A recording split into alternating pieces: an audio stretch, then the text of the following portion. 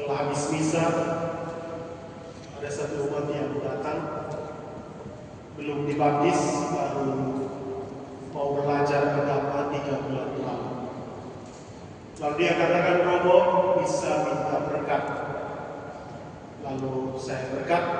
Setelah itu dia katakan, Romo, saya mau ngomong sesuatu yang sangat penting. Bulan depan saya harus dioperasi dan saya tidak tahu bisa hidup atau tidak.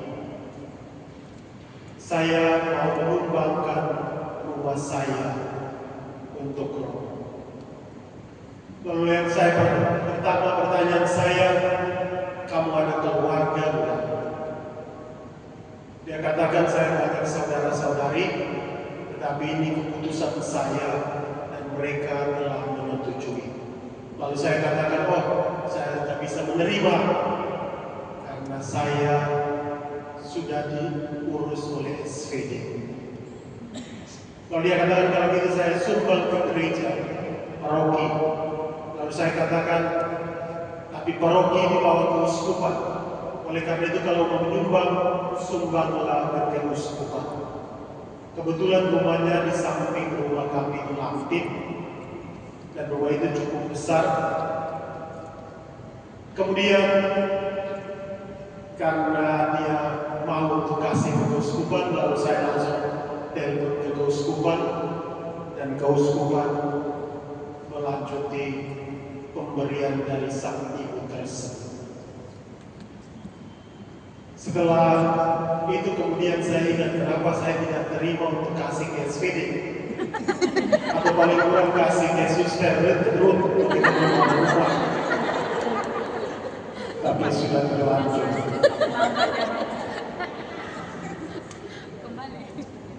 Dari cerita sederhana ini kita melihat bagaimana seorang yang sangat rendah hati, baru belajar agama 2-3 bulan, tapi dengan kerendahan hati dan cintanya yang tulus, dia mau memberikan apa yang paling berharga, bukan saja bagi dirinya, tapi bagi sebagian besar atau hampir seluruh orang Hong Kong, yaitu rumah. Lalu tentang orang Samaria juga, kita bisa melihat orang Samaria ini dalam diri Ayi yang biasa di belakang, berdiri di belakang. Kita lihat kalau orang Timur bilang tidak ada stand, gayanya segitu-gitu aja. Tetapi dia punya hati yang mencintai dan melayani. Tiap bulan dia sering kasih uang 500 dan katakan, tolong bagikan untuk mereka yang merayakan hari ulang tahun. Atau satu saat ketika saya sakit kepala, dia berusaha untuk mencari obat, tidak tahu di mana. Lalu kemudian masih kasih uang sedikit, mau beli sendiri obatnya kalau tidak mempan obat yang saya kasih. Dari 2 cerita pengalaman ini, kita mau melihat bagaimana banyak orang Samaria yang ada di sekitar kita. Dalam bacaan Injil hari ini kita mendengarkan bagaimana ada seorang yang dalam perjalanan menuju Yerusalem ke Yeriko. Namun ini adalah cerita perumpamaan. Yang menjadi keutamaan adalah bagaimana seorang ahli Taurat mau mencoba Yesus dengan pertanyaan penting. Guru, apa yang harus aku lakukan untuk memperoleh hidup yang kekal? Lalu ketika Yesus tidak memberikan jawaban yang langsung, Yesus mengatakan apa yang tertulis dalam hukum Taurat. Apa yang engkau baca di dalamnya? Sebagai seorang ahli Taurat yang mengenal baik perjanjian lama, teristimewa surat-surat, dia mengerti ada 2 perintah utama yang ada dalam kitab Imamat yang menjadi ungkapan iman bangsa Yahudi yang mereka kenal dengan Shema Israel. Shema Israel ini bagaimana menggambarkan iman orang Yahudi yang mengatakan bahwa Allah kita adalah Allah yang besar. Oleh karena itu kita harus mencintai Allah kita dengan segenap hati, segenap jiwa, segenap kekuatan, dan segenap tenaga.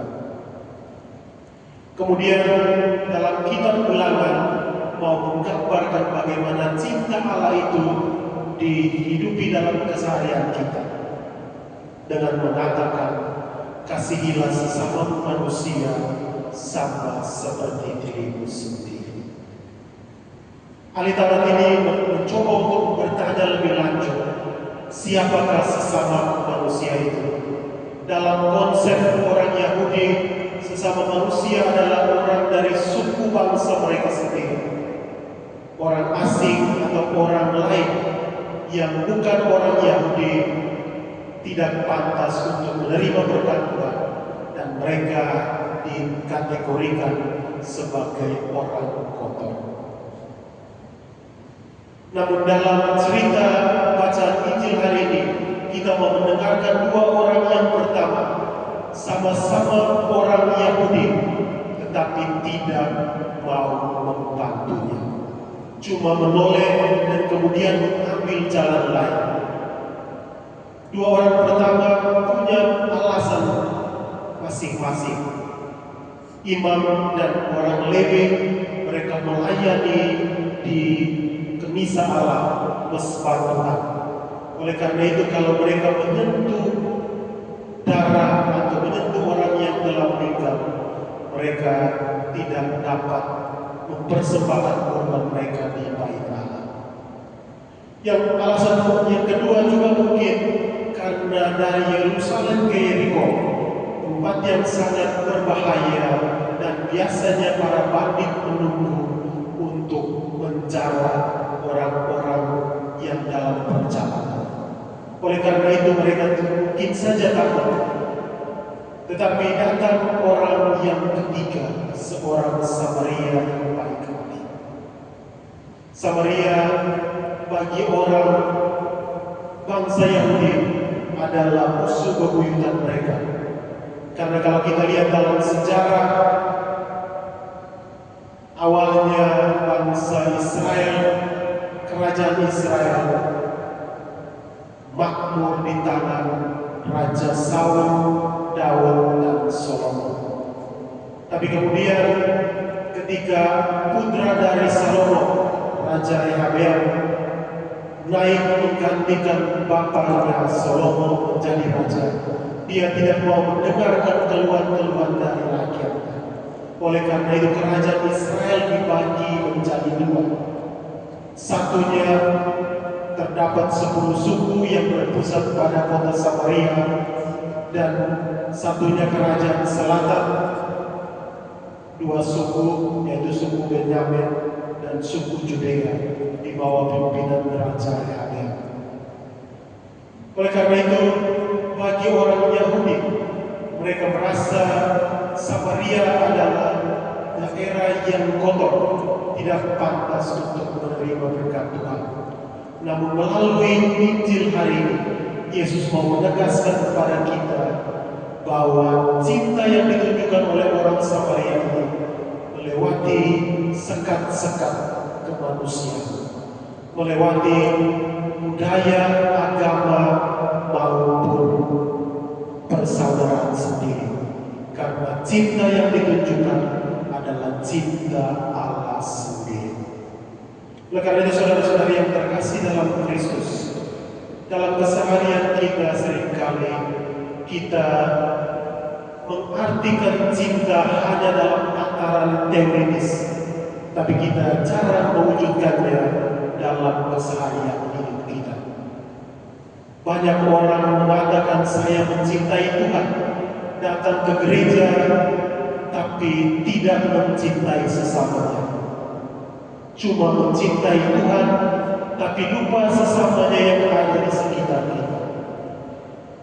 Karena itu dalam bacaan Injil hari ini, Yesus mengajak kita untuk melihat kembali ke dalam diri, untuk bukan saja mencintai Tuhan, tetapi juga mencintai sesama.